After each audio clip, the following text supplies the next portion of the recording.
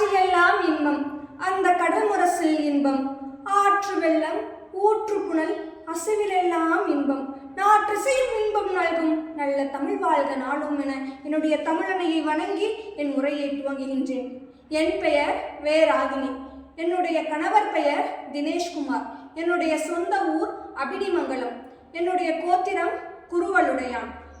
தமிழகத்தில் பிறக்காமல் தமிழகத்திற்கே வராமல் தமிழ் மண் மீதும் இந்திய விடுதலை மீதும் ஆர்வம் கொண்டு அயல் மண்ணில் போராடி மகாத்மா காந்தியடிகளின் அன்பை பெற்ற பெண் மங்கை. உயிர் உள்ளவரை நாட்டிற்காக உழைக்க வேண்டும் என்று வீரம் வசனம் பேசிய தில்லையாடி வள்ளியம்மை பற்றி தான் நான் இங்கு பேச வந்துள்ளேன். மோகன்தாஸ் கரம்சந்த் காந்தியை மகாத்மாவாக மாற்றிய மண்ணின் மங்கை இவர். இந்திய நாட்டு விடுதலைக்கு அயல் நாட்டில் இருந்து போராடி இந்திய கொடிக்காக தனது ஆடையை அழித்து புரட்சி ஏற்படுத்தி புதுமை பெண்ணாக வரலாற்றில் இன்று வரை இடம்பெற்றவர் தில்லையாடி வள்ளியம்மை.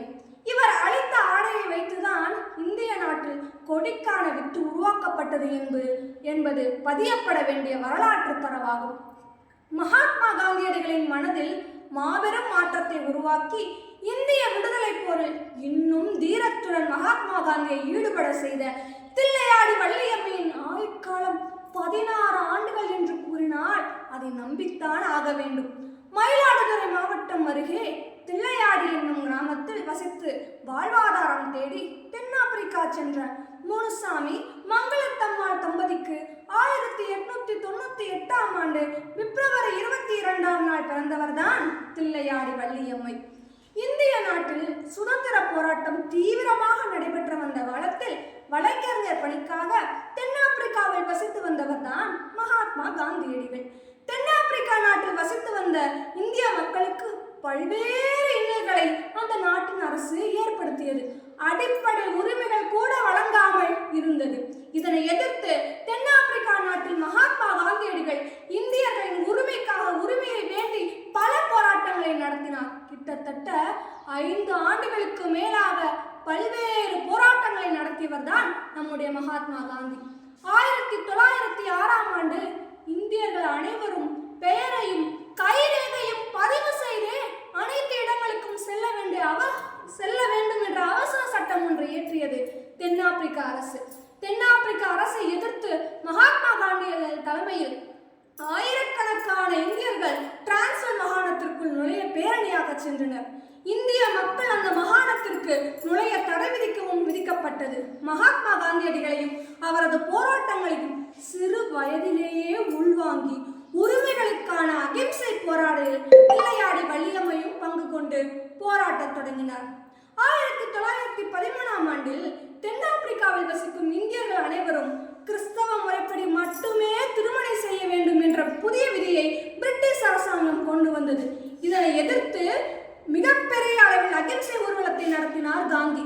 அப்போது அந்த ஊர்வலத்தில் ஆங்கிலேயருக்கு எதிராக இந்த தாளில் இருக்கும் வசனங்களை யார் படிக்கிறீர்கள் என்று கேட்டபோது 15 வயதே நிரம்பிய தில்லையாடி வள்ளியம்மை முன்வந்து வெள்ளை ஏகாதிபத்தியின் விலங்கடிப்போம் வாருங்கள் என்று முழங்கி அகிம்சை ஊர்வலம் நகரத் தொடங்கியது. அது மட்டுமா, மாபெரும் மக்கள் ஊர்வலத்துடன் 56 நாட்கள் அகிம்சை முறையில் நடைபெற்ற பேரணியில் முன்னிலை வகித்து சென்ற மகாத்மா காந்தி சுட்டுக்கொள்ள அந்த நாட்டின் காவல்துறையினர் மகாத்மா காந்தியை நோக்கி துப்பாக்கி சுட வந்தபோது மகாத்மா காந்தியின் முன் நின்று என்னை வீழ்த்துவிட்டு காந்தியடிகளை சுடு என்று மன வலிமையுடன் நின்று மகாத்மாவை காப்பாற்றினார் வள்ளியம்மை. இதனை மகாத்மா காந்தியடிகள் தனது சுயசரிதையில் வியப்புடன் கூறியுள்ளார்.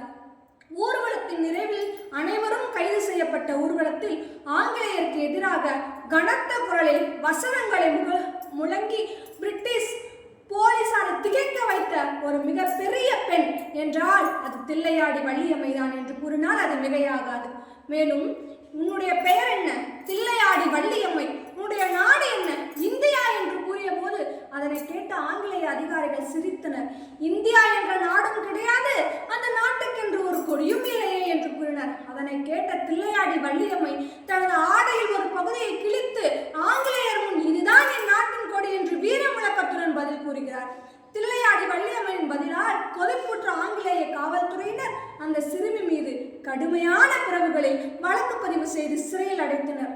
சிறையில் சாதாரண தண்டனை அல்ல, கடுமையான தண்டனைகளை விதித்து சரியான உணவுகள் வழங்கப்படாமையால் தில்லையாடியின் வள்ளியம்மையின் உடல்நலம் மிகவும் பாதிக்கப்பட்டது.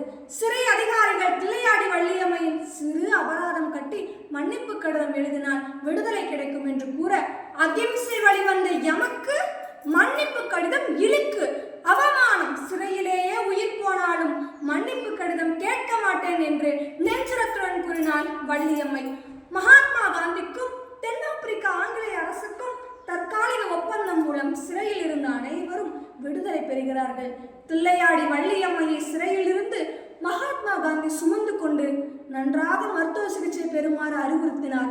சிறையில் இருந்து வெளிவந்து 10 நாட்களில் உடல்நிலை மிகவும் மோசமாகி தில்லையாடி வள்ளியம்மை 1914ஆம் ஆண்டு பிப்ரவரி மாதம் 22ஆம் நாள் மரணமடைகிறார். தில்லையாடி வள்ளியம்மையின் மரண செய்தி கேட்டு துயருற்ற மகாத்மா காந்தியடிகள் தமது பதிவில் தில்லையாடி வள்ளியம்மை இந்தியாவின் மேன்மையான குழந்தை என்றும் இந்தியாவின் சுதந்திர போராட்ட வரலாற்றில் தில்லையாடி வள்ளியம்மையின் பெயர் என்றும் நீங்கா இடம்பெற்றிருக்கும் என்று ஒரு பதிவு செய்தார்.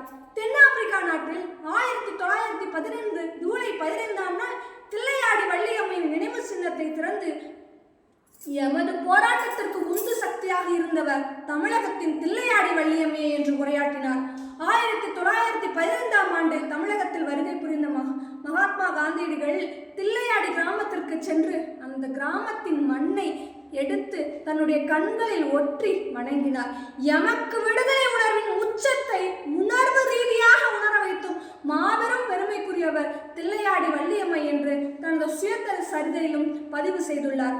இந்திய நாட்டுக்கென்று ஒரு கொடியை உருவாக்கிட மகாத்மா காந்தியடிகள் முனைகிறார். பிங்களி வெங்கையா மூலம் உருவாக்கப்பட்ட கொடி தில்லையாடி வள்ளியம்மை உருவாக்கிய சுதந்திர நெருப்பில் உருவான கொடியே என்று கூறினார். அக்கொடியே நாம் இன்று தேசிய கொடியாக போற்றி வருகிறோம் என்பதும் வரலாற்றில் பதிக்க வேண்டிய ஒரு தரவாகும். இந்தியாவின் புனித மகள் என்று மகாத்மா காந்தியால் போற்றப்பட்ட தில்லையாடி வள்ளியம்மை 1997ஆம் ஆண்டு நெல்சன் மண்டேலா அவர்களின் முயற்சியின் மூலம் தென்னாப்பிரிக்காவில் அவரது கல்லறை புதுப்பிக்கப்பட்டு விழா எடுத்து அவரது சிறப்பை போற்றினர். தில்லையாடி வள்ளியம்மையின் 100ஆண்டு நினைவு கல்வெட்டத்தை திருப்பனந்தாள் ஆதீனத்தின் சன்னிதானங்கள் திறந்து வைத்தார் என்பதும் இங்கு குறிப்பிடத்தக்கது. தமிழக அரசின் சார்பில் தில்லையாடி கிராமத்தில் நினைவு மண்டபம், நினைவு நூலகம் அமைக்கப்பட்டு தற்போதும் பயன்பாட்டில் இருக்கிறது என்று கூறினால் அதுவும் மிகையாகாது. இந்திய அரசின் சார்பில் 2015ஆம் ஆண்டு 100ஆண்டு நினைவு தினத்தில் அஞ்சல் தலை வெளியிடப்பட்டது.